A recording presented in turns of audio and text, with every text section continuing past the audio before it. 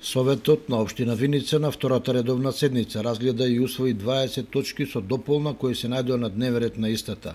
Со мнозинска поддршка беше потврден престанок на мандатот на досегашните членови на управните одбори во Домот на културата Тошо Арсов, Музејот Теракота, Детската градинка Гоце Делчев, Здравствениот дом во Виница, како и училишниот одбор на Средното општинско училиште Ванчо Прке, при што беа именувани и изгласани нови членови.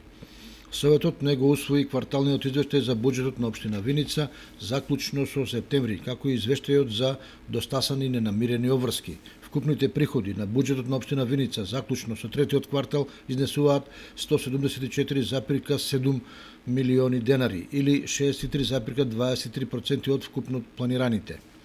Капиталните расходи се остварени во износ од 6,5 милиони денари, што представува остварување од 14,31% во однос на планираните капитални расходи. Заклучно со 30 септември 2017 година вкупните доспеани ненамирени обврски на општина Виница заедно со единките корисници изнесуваат околу 43 милиони денари, од кои 38,4 милиони денари се обврска на општината спрема добавувачите. На оваа втора редовна седница Советот го изгласа новиот ребаланс на буџетот, кој се намалува за 11,5 милиони денари или 4,16%. Основниот буџет се намалува за 12,6 милиони денари. Најголемо намалување има кај капиталните приходи кои се намалуваат за 6 милиони и 700 илјади денари. И тоа намалување е кај приходите од продажба на неизградено градежно земјиште во сопственост на Република Македонија.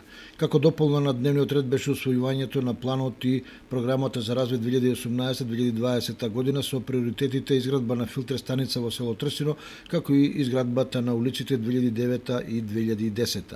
Градоначалникот Ивица Димитров одговараше на советнички прашања од советниците кои се однесуваа на заловувањето на куќињата скитници, довршување на канализацијата во село Истибања, актуелни комунални проблеми, а дел од советниците од опозицијската ВМРО ДПМН на опозицијската ВМРО ДПМН побараа комплетен извештај за досегашната легализација на дивоградбите и покриеноста на општината со детални урбанистички планови.